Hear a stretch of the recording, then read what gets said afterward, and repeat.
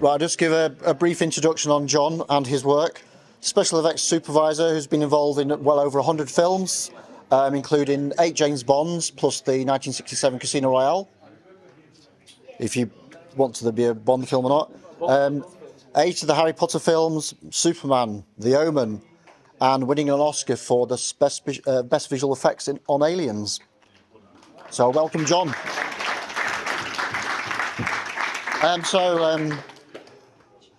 I know we pre-discussed this, but was there an effect you felt that went better than you had designed? All of them. On a Bond, I mean, there are so many effects, and you break down the movies that I worked on, and I suppose the things I'm particularly fond of are the real trickery ones with foreground miniatures. On films like Octopussy with the hangar sequence. The B-jet, yes. On The Living Daylights with the tanks going across the bridge that never was. And A View to a Kill again, all of the airship stuff and the sequences around the bridge. I believe you, not you personally built them, but you had 4 airships built of different sizes. We had 4 airships. We had a very small one, and then we had one that was 40 feet long. What was quite fun with it was we could fill it full of air and hang it from a crane, or we could fill it full of helium and tether it from underneath. So whatever shots we were doing, we could make it much easier to hide the wires. And then at one point, we also filled it full of hydrogen and blew it up, which was even more fun. Because I think quite a few of us have actually been to Amberley Museum down in West Sussex, and it's quite a small area, isn't it, actually? Was that quite tricky to... Well, we had the real airship down there, so we didn't do anything with the miniature there, but we had a model of Amberley up on Piebleback Lock, and we did the porter cabin bursting open and the airship inflating and going up the first time. But there were all sorts of shots with that. And then, again, on the later films, Tomorrow Never Dies and Twine, The World Is Not Enough, doing all the water work and boats sinking, submarines 100 feet down off the Bahamas. That was quite fun. We even had a remora fish that tends to hang around the bigger fish to eat the lice off it, and it took a particular fondness to our submarine. So every time we were going to do a shot on the submarine, one of the divers had to go in and chase the remora off because it had fallen in love with it. Well, that quite neatly leads on to, were there any effects that caused you grief? Kind of enduring issues? Same answer, most of them. I was funny. I was thinking earlier, listening to everybody talking. I think the only bad experience I had on the Bonds, and it was pretty much all of the Bonds, was the first day I read the script, and you look at it and you read it and think, "Oh Jesus, how are we going to do that?" Deep breaths, don't panic, and working with people like John here was so great because it was such a collaborative effort, between all of us. And John used to do the storyboards, and from that we could develop everything and figure out the best ways to do things. I actually understand that John's storyboards were one of the best in the business. John's storyboarding was up there, yeah. And what was great about John was that he wasn't precious about them. If you went to him and said, "Look, John, we can do that and it'll cost $1 million, but if we did this," and he'd say, "Well, go away and work with Roger Deere or whoever the storyboard artist was, and come back and show me." And between us, we got some good stuff, didn't we? Yeah. And probably you're going to say all of them, but the favourite time working on a film, maybe non-Bond film? Well, favourite time working on a film has to be a Bond. Favourite time, I mean, we had so much fun doing it. And, you know, everybody says the Bond family. It was a Bond family.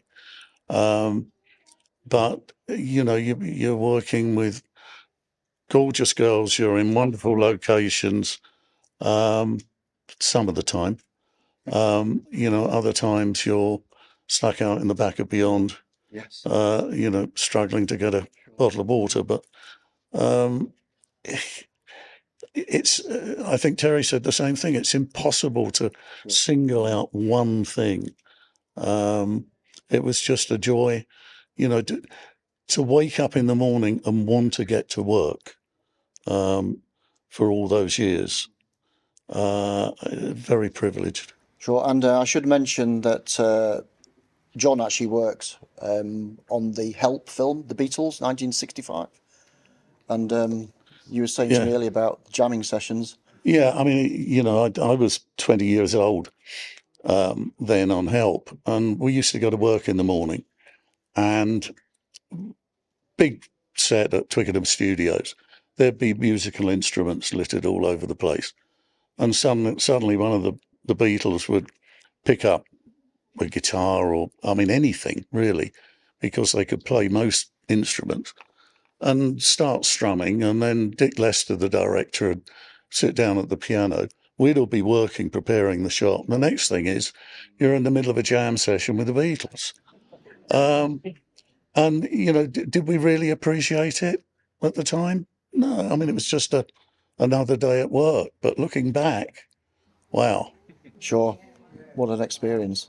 And going on to some of Q branch effects, A View to a Kill, I believe you created the Snooper dog, K9. Yeah, we did K9. We did quite a lot of fun things over the years. And they were breaking down some of the ones that didn't work properly. They all worked pretty well on set. There was one occasion on Octopussy with the Indian rope trick. Oh, yes, of course, because yes. that gave us quite a few problems the way it was. And we built this rope that went up in the air with the guy on it. So I thought, well, somebody better try it out. So I tried it out first, and it got up to the top, and the wires broke. So I ended up walking on a walking stick for about the next 3 weeks. But other than that, they all worked pretty well on A bit set. like the torpedo ghetto blaster. Ghetto blaster. Well, yeah, we did the Ghetto Blaster, and that was when Charles and Diana came down to the studio, and I had to talk to Charles and show him how to fire the rocket out of the Ghetto Blaster, and then time it with the dummy blowing up.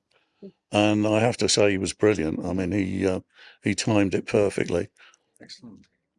Right then, is there anybody got any questions on the floor? Could I just ask a question? Of course, Norman. Of course you can. Do you need a mic or you quite... Yeah. Bear in mind the challenge behind special effects, which people like myself admired right through the Bonds.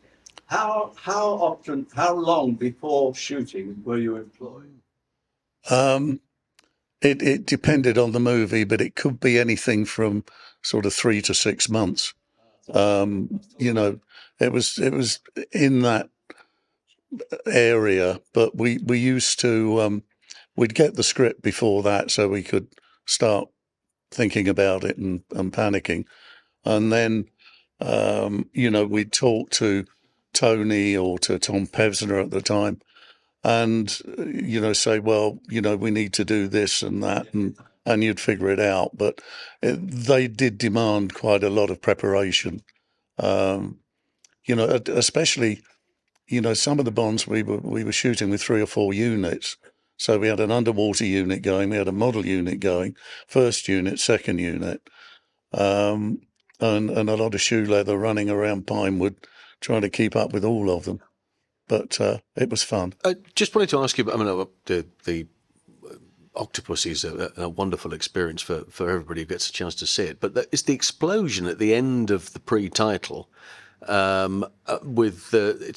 It's difficult to understand that it's a miniature for a start, and then am I right in saying that each of those little tiles were put on individually? Yeah, It's a fantastic explosion. the hangar was probably about that high, and every corrugated panel was individual, which was the whole idea, because if you were blowing it up for real, they'd all be individual panels. So that's one of the arts of getting models to look real.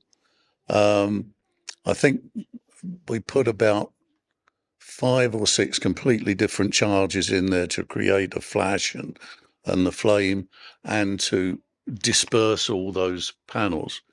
And we actually filmed it from a basket hanging underneath a crane. And we were up in the basket with the camera, and as the crane swung its arm round and we were in the right place, we blew it up. They're the fun ones. Okay, got last question over here.